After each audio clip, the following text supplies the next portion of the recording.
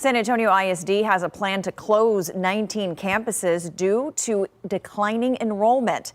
The decision comes after a study that weighed several factors at each of their campuses.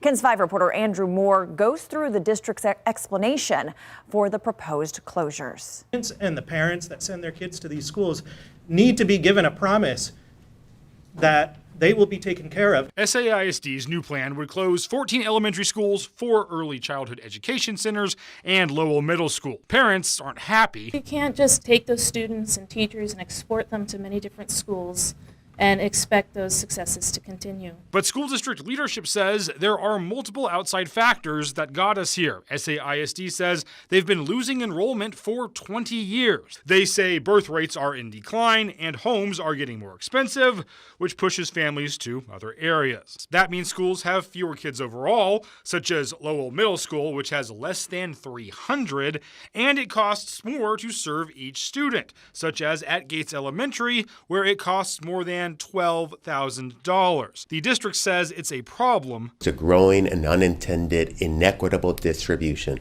of student-driven resources. But San Antonio Alliance President Alejandro Lopez says attendance and cost should not be the only factors. For us, that only tells one piece of the picture, and the picture is much more detailed than that. SAISD will hold the final vote on the new plan November 13th. The district says those listed closures could still change, and Lopez believes they will. This is just an initial list, and that list can and should change between now and November. Andrew Moore, KENS 5.